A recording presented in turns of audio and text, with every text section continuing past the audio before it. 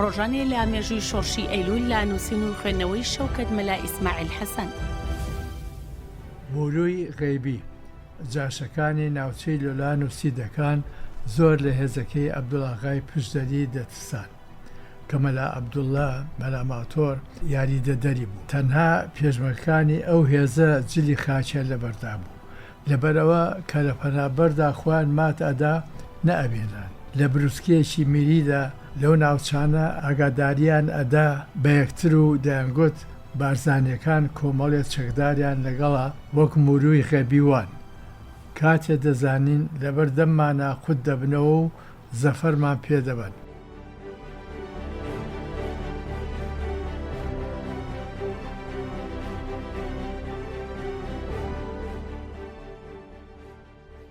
مەلا عەبدوڵڵا مەلا ماتۆر کاتی خۆی کادیر بوو بە سواری ماتۆر بە ناو دێهاتەکانی دەشتی هەولێرا دەگەڕا بۆ کاروباری پارتایەتی. خەڵکی ئەو ناوچەیە نابوو مەلا ماتۆر.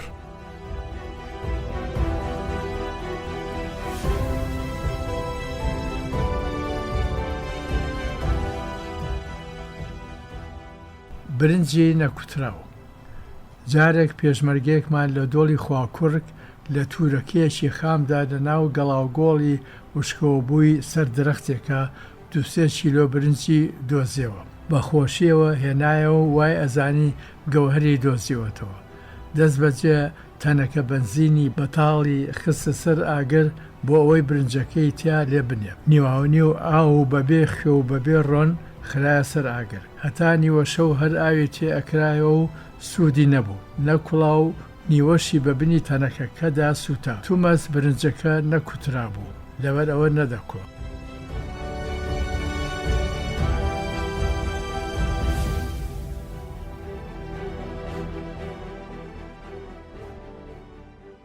کورتانی ئێستر پێخەفە.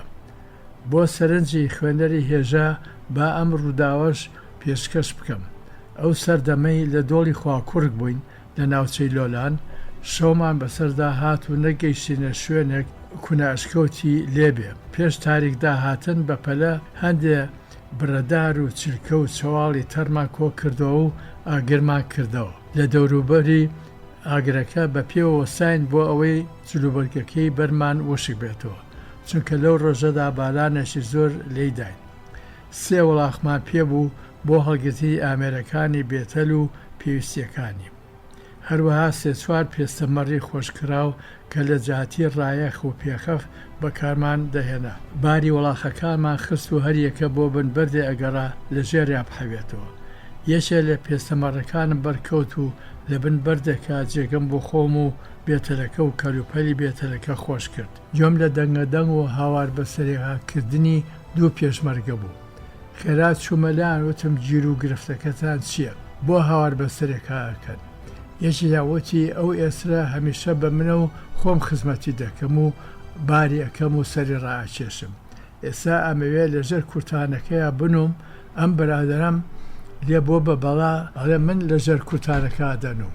وتم کاکە لەسەر کورتانی ئێسر مەیکەم بە دەمەقڕە. ئەو پێسەمەڕەی لای من بۆ یەکێکتان ئەوی تریشتان با لەژێر کورتانەکە بحەوێتەوە. کورتانی ئێسرەکە بریتی بوو لە 3-4 پارچە بەتانی کۆن. بەسەر یەکدا بە تەقەڵی گەورە گەورە پێکەوە دوورابوون. لێرەدا ئەوەی شایانی باسە وڵاخەکانیشمان لە مەنێتیدا بوون کە سمەکانیان درێژ دەبوو بە دەم ڕێگاوە لەبەر هەڵدەنوتان و سەری سمەکانیان دەپەڕی. لە هەمووی سێرتر ئەوە بوو کە فڕۆکەکان ئەهاتنە سەرمان بۆ بۆردومان، وڵاخەکان لە ئاسی خۆیان بە ئارامی ڕادەوەستان هەتا هێشە ئاسمانەکە تەواو دەبوو.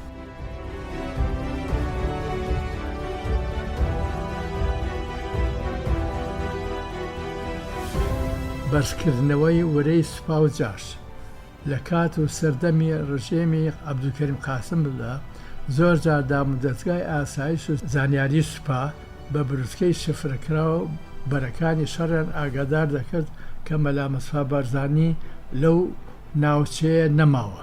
شوێنێکیان باز دەکرد 200-300 کیلۆمەتر دوور بوو لە شوێنەکەی بارزانیەوە. مەبەست لەمەش بۆ بەرزکردنەوەی وەرەی جەیش و جاش بوو، چونکە بوونی بارزانی و ناوی ئەو هۆیەشی سەرەکی بوو بۆ ڕووخاندن و وەرەبەردانی سوپا و هێزەکانی جاش. ڕۆژی دووشەممە 1962 بروسکەیەکمان وەرگرت ئاڕاستەی پۆلیس و بەڕێوەبەری ناحەیی شارۆچکەی بارزان کراوە. گوایە مەلا مستەفا بارزانی لە نزیک گوندی سپیندارۆک لە ناوچەی زاخۆ بەرگو لە تۆپ کەوتووە بە سەختی برینار بوو، دوای 2 ڕۆژ مردووە. لە بروسکەکەدا میری دەڵێ ئەم هەواڵە بدەن بەجێ شێخ ئەحمەد بارزانیدا. لەو کاتەدا ئێمە لە ناوچەی لۆلان و چیای ئافدەلچێو بووین و بەرەو سیدەکان دەگەڕاینەوە. بارزانی بە تەتەرەکە هەواڵی ساغ و سەلامەتی خۆی نا بۆ بارزان بۆ دڵنیاکردنیان و گوێنەدانە پروپاگاندەی دام و دەستگاکانی میری.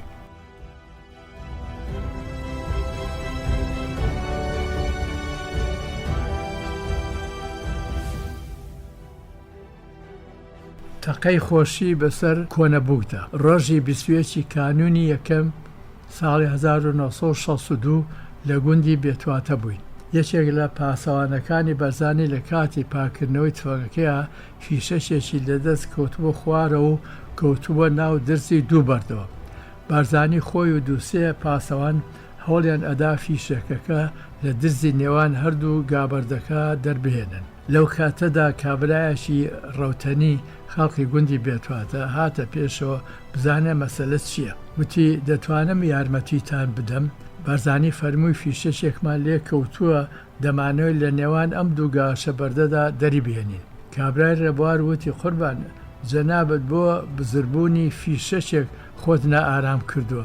دوێنێ بە سواری وڵاخ لە ڕێ هیران و نازەنینەوە ژنی فڵان لێپرساویان لە هەولێرە هێناوە کە گەشتە بێتواتە بۆ دەربڕینی خۆشی و پێکەنین بە فەرمانی لێپرساوی بنکەی بێتواتە زیاتر لە 1000 فیشەشیان تەقان بەسەر ژنەکەدا. نەبووک بوو نەتازە بووشیش. بۆ ئێوارە کە گەڕاینەوە ناو گوندەکە بارزانی ناردی بە شوێن لێپرساوەکەدا و سەرزەنشتی کرد بۆ ئەو تەقە و فیشەک بە فیڕۆدانە. ئەو کاتانە لە دوای شەڕ و سەرکەوتن و فیداکاری چەک و تەقەمەنی دەست دەکەون.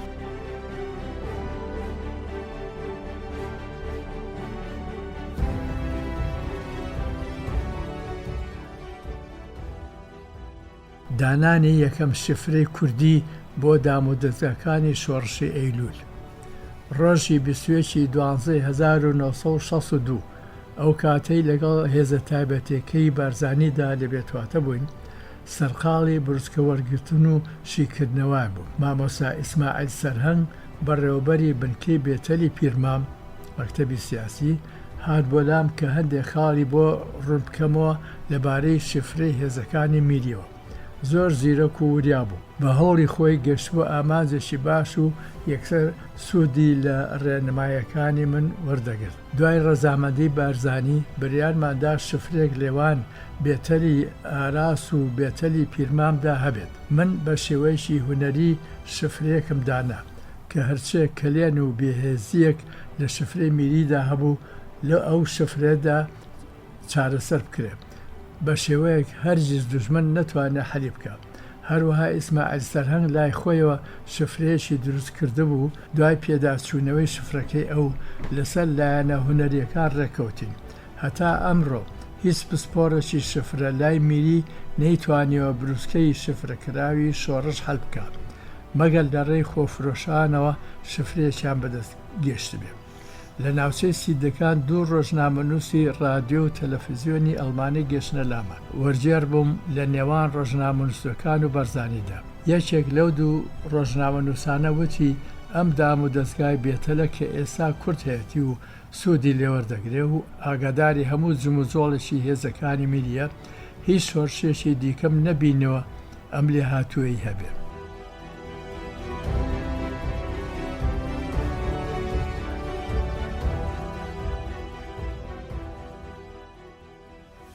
ڕۆژی دووشەممە 1 تشرینی یەکەم مانگی 1962 لە سەرەتای ئەم مانگەدا شای ئێران پەیوەندی کردووە بە مەکتەبی سیاسی پێدارکاف لە گوندی مالومە. مەلا مستەفا بارزانی ئاگادار نییە لە درێژەی بنجوبناوانی ئەو پەیوەندیە. دەستنیشانکردنی شوێنی بارزانی. ڕۆژی دووشەممە یەکی تەشرینی یەکەم 1962 ئێوارەیەکیان زەردەپەر لە یەکێک لە ئێزگەی بێتەلی میری بروسکەیەکی خێرا و پەلەم دەستگیر بوو. دوای شیکردنەوەی دەڵێ ژمارەیەکی زۆر لە یاخیبووەکان چوونەتە ناو شارۆچکەی سیدەکان. مەلا مستەفا بارزانی لەبەردەم بەردێکدایە لە نزیک فلان شیوەوە. زۆر بەوردی ناونیشانەکەی دابوو. بە خێرایی بروسکەکەم گیانە دەستی یەکسەر کە کۆدۆڵەمەری نارد بۆ ناو شارۆچکەی سیدەکان بۆ ئاگاداریکردنی پێشمەرگەکان و خەڵکی گوندەکە کە بچنە دەرەوەی ماڵەکان و خۆیان بپارێزن لە بەردومان. لە هەمان کاتدا بەرزانی و عوبەیدەڵڵا بەرزانی هەستان و جێگەی خۆیان گۆڕی. نزیک 300-400 مەتر لە گاشەبەردەکە دوورکەوتوبوونەوە فڕۆکەکان هاتن و یەکسەر شوێنەکان دایە بەر ڕاکێت و شەستید. فڕۆکەیەکیشان ناو شارۆچکەی سیدەکانی بردومان کرد کە کۆدۆڵەمەری بەرەو لای ئێمە دەگەڕایەوە بە سەختی بریندار بوو. لە ناو پێشمەرگەکان و خەڵکی گوندەکەشدا برینداری دیکە هەبوو کە کۆدۆڵەمەری لە ئەنجامی ئەو برینداربوونە بە ئەفلیجی مایەوە. موازف سەحی خالیسایی ناساو بە دکتۆر خالید لەگەڵ ئێمە و خەستەخانەکەی لە گوندی لێکانە لە ناوچەی برادۆست.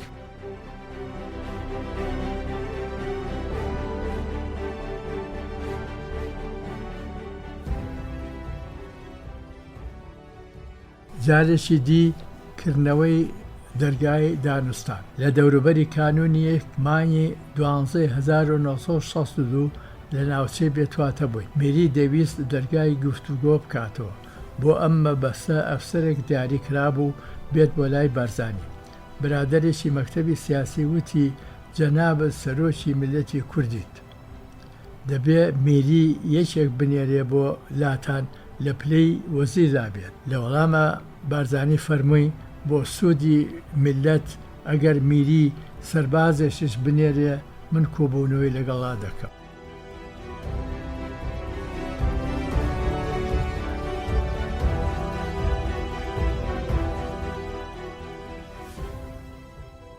لەبەرکردنی جلی پێشمەرگە لە دەوروبەری کانونی 1 مانگی 12 ساڵی 1962 کاتێ لە دەوروبەری دەستی بیتوێن بووین لە ناو هەموو ئەو پێشمەرگانەی لەگەڵ سەرۆک بارزانیدا بوون. من یەکەم پێشمەرگە بووم جلی خاچی پێشمەرگەم لەبەر کرد. جلی سەردەم لێپرسراوەکانی پێدالکاف و ئەندامانی مەکتەبی سیاسی بریتی بوو لە ڕانکوچۆخە یان شەرواڵ و مراخانی کورتەک و شەرواڵ. هەموو پێمیمی ئەو هێزەی لەگەڵ سەرۆک بارزانیدا بوون. هەروەها پێشمەرگەی هێزەکانی ناوچەی بادینان کورتەک و شەرواڵیان لەبەردەکرد. جلی خاچی پێشمەرگە لە دوای ساڵانی 1964ەوە لە ناو هێزەکانی ناوچەی بادینان بوو بەباو. ئەو لێپرسراوانەی پێدالکاف کە لە بێتواتە بوون دوای من بە 1-2 مانگ جلی خاچی پێشمەرگیان لەبەر کرد. لەگەڵ یەلەک و لە قوماشی خاچی نیوەبریخەدار دروست کراوە. بەڵام پێشمەرگەکانی سەر بە هێزەکانی ناوچەی سۆران بەشی زۆریان جلی خاچیان لەبەر دەکرد.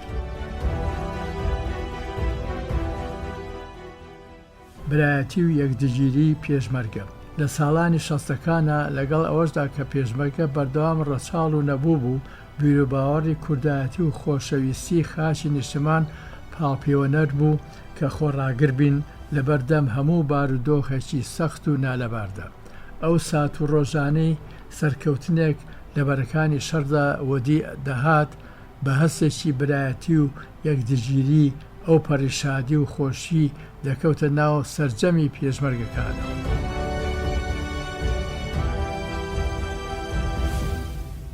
ڕۆژی چوارشەممە 16 کانونی دووهەم ئەمڕۆ گەشتنە گوندی بێتواتە. سەرۆک بارزانی لە ماڵی ئەنوەربەیجی بێتواتە دابەزیوە. بە درێژایی ئەو ماوەیە کە سەرۆک بارزانی لە ناوچەی بێتواتە بوو، ماڵەکەی ئەنوەربەیجی بێتواتە بارەگای بارزانی و هێزە تایبەتیەکەی بوو. ئەنوەربەک چاوساغی سەرۆک بارزانی بوو. هەر ناحەقیەک دژی دانیشتوانی ناوچەکە کرابوو ئەم دەیخستە بەردەمی بارزانی بۆ پەڕی بێلایەنیەوە. دواتر ئەمە زۆر کەوت لەسەری، چ لەلایەن دامۆدەستگای ئەو کاتەوەی پارتیەوە چ لەلایەن میریەوە. دواتر کەوتە ژێر فشاری میریەوە کە چەک هەڵبگرێ، بەڵام پەیوەندی نهێنی بەردەوام بوو لەگەڵ بارزانیدا. ڕۆژی هێنی 18 کانونی دووەم ئەم شەو مەخفەری دەربەن گۆمەسمان کە لە پشت شاخی سەفینەوەیە تەسلیم بەهێزی پێشمەرگە بوون بەخوان و چەچانەوە. ڕۆژی شەممە 19 کانونی دووەم لە دوێنێ شەوە مەخفەری دێگەڵی نزیک کۆیە لەژێر ئابڵوقەی پێشمەرگەدایە. ڕۆژی یەکشەممە 20 کانونی دووەم ئەمڕۆ مەخفەری دێگەڵە بە چەکەکانیانەوە تەسلیم بوون. ڕۆژی چوارشەممە 23 کانونی دووەم ئەمڕۆ خۆپیشاندانە لە سەرانسەر مووسڵ و هەولێر و بەغا دژی ڕژێمی عەبدولکەریم قاسم. میلەت داوای دیموکراسی و ئازادی بیرروڕا و بەردانی بەندە سیاسەکان و چارەسەرکردنی کێشەی کورد بە شێوەیەکی دیموکراسی دەکەن. ڕۆژی شەممە 26 کانونی دووەم ڕەشی لۆلان لە ئیزگەی بەغاوە بانگەوازی دەکرد کە پێویستە جۆڕاڵی لێبوردنە گشتەکەی بەغداد بن. ڕۆژی پێنجشەممە 31 کانونی دووەم لەو ڕەوژەوەی بەیاننامەی لێبوردنی گشتیمان بۆ دەرچووە تەنانەت 4-5 چەکداریش خۆیان تەسلیم بە حکومەت نەکردووە.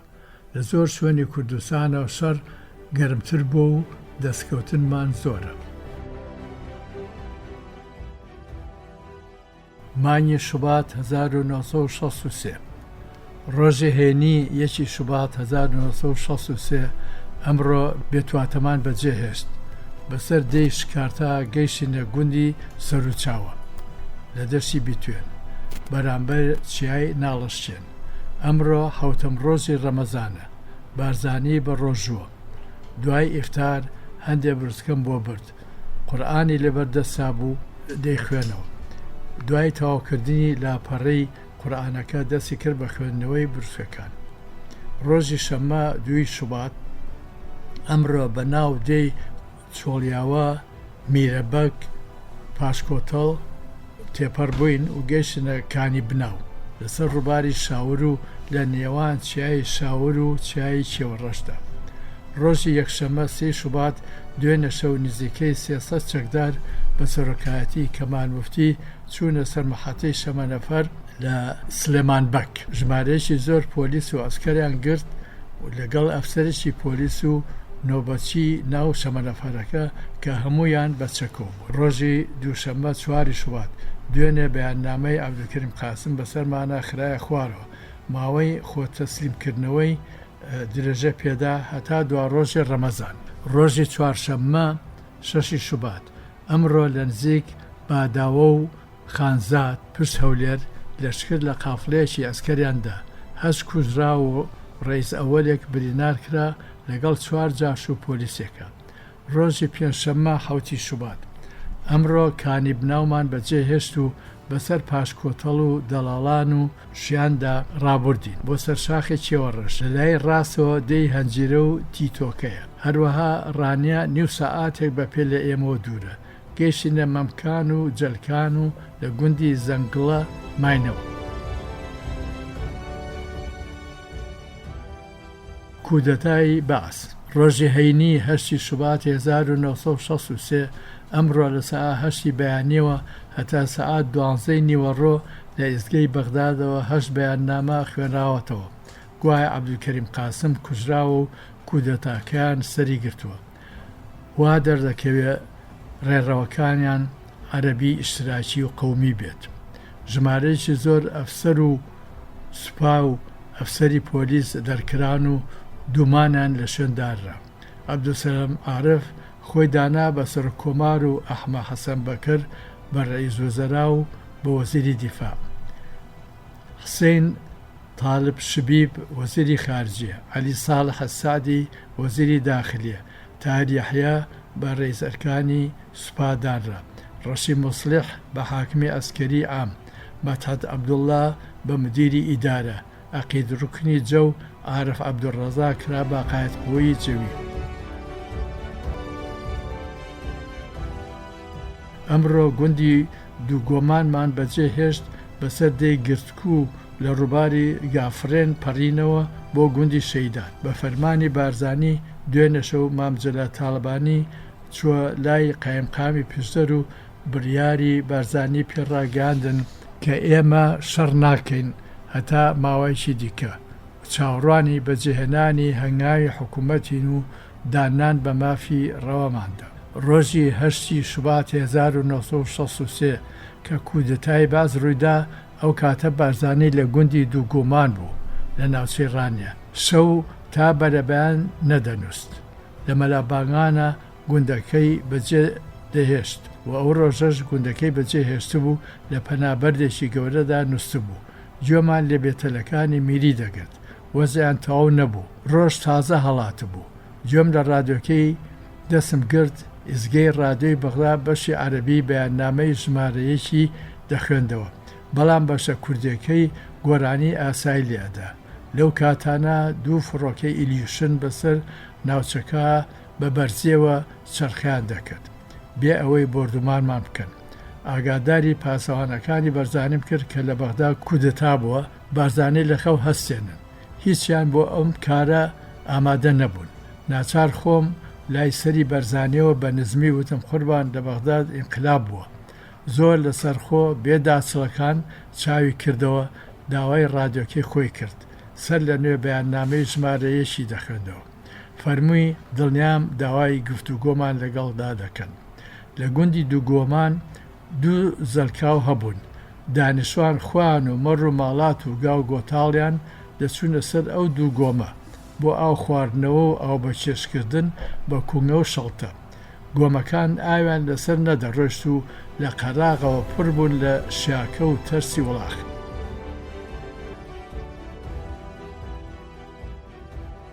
لە کاتی ڕێکەوتنامەی ئازاردا 1970 بارزانی داوای لە خوالێ خوشبوو نوورشاویس کرد ئەو کاتە یەکێک بوو لە وەزیرەکانی شۆڕش لە بەغا بیرێکی ئرتیوازی لە گوندی دووگۆمان لێ بدا و بۆ دابینکردنی ئاوی پاک بۆ دانیشتوانی ئەو گوندە و مەڕووماڵاتیان.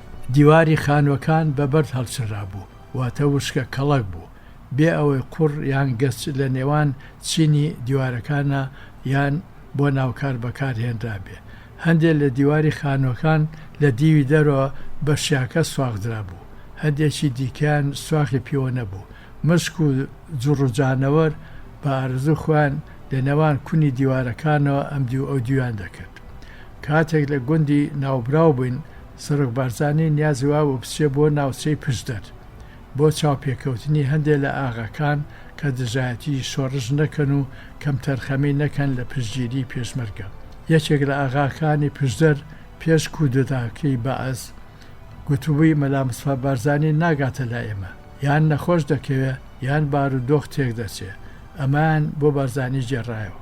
ڕۆژی دووشەممە 11 شوبات 1963 عەبدولسەلام عارف بڕیاری دەرکرد کە هەرچێ گەورە پیاوان و کەسایەتی ناسراوی حیزبی شیوعی هەیە بکوژرێن و ئەندامانیان بەند بکرێن. لە هەموو لیواکان کوشتن و گرتن و ڕاوەدونانی شوێیەکان بەردەوامە. ئەو ئەندامانەی دەستگیر نەدەکران ڕویان نەکردە شوێنە ئازادکراوەکانی کوردستان. ڕۆژی سێشەممە 18 شوباتی 1963 گەیشتینە گوندی قالاوە سیدەڵان شەروێت. خەڵکی ئەم دێهاتانە لە عەشیرەتی مەنگوڕن. ئێستا لە دەی تووتمەین لە پەنا چای کۆڕەش و پانەسەر.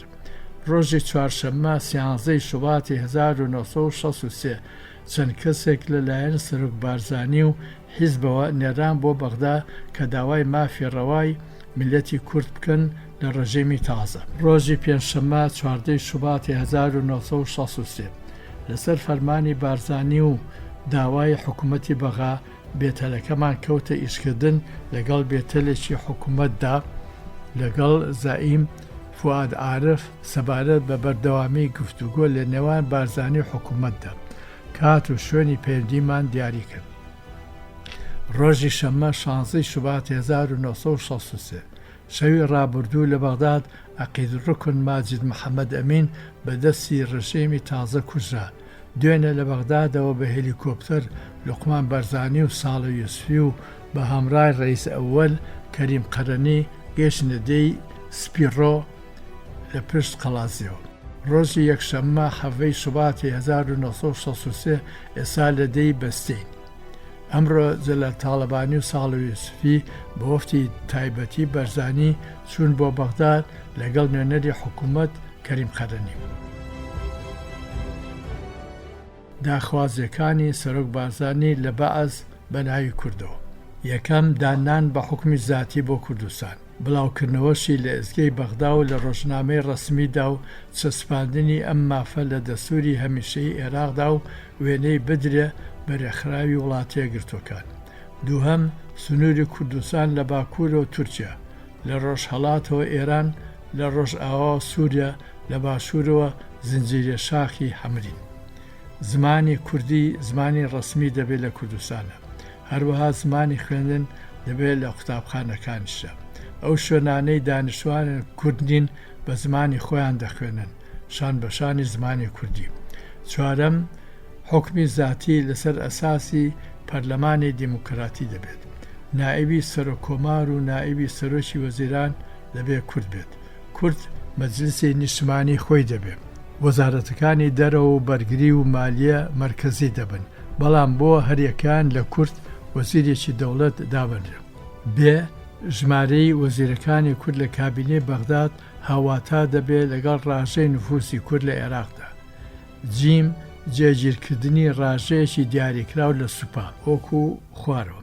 یەکەم هاوڕاژە بێ لەگەڵ ژمارەی هاوڵاتانی کورد، واتە تێگڕای سەرباز و دەرەجەدار و ئەفسەرانی هێزەکانی سوپا لە کوردستان کورد بن. دووهەم بەشە سوپاکەی بۆ کورد دیاری دەکرێت بریتی دەبێت لە هەموو سنووفەکانی سوپا، وەکو هێزی ئاسمانی، پیادە، دروع، مخابەرە، هەندەسە، وەحداتی دژە ئاسمانی. سێهەم دامەزراندنی موسساتی سەربازی و سوپایی لە کوردستانە، هاواتای ئەو موسسات ئەسکەریانە و سوپایانەی لە بەغدا دادەمەزرێن. چوار میزانی کوردستان، وارداتی زەریبە، گومرگ، ڕسومی هەمەچەشنە لەگەڵ وەرگرتنی ڕاژێکی عادل لە داهاتی نەوت بە مەرجە لە ڕاژەی 2 لەسەر 3 کەمتر نەبێ. 5 هێشتنەوەی هێزەکانی پێشمەرگە لە کوردستانە، هەتا ئەو کاتەی میلاشی سوپا تاو دەبێت. موچە و خواردن و جلوبەرجان دەدرێت لە مێژووی ئەمڕۆ. 6 دامەزرانی حکوومەتی زاتی موقەت لە کوردستان.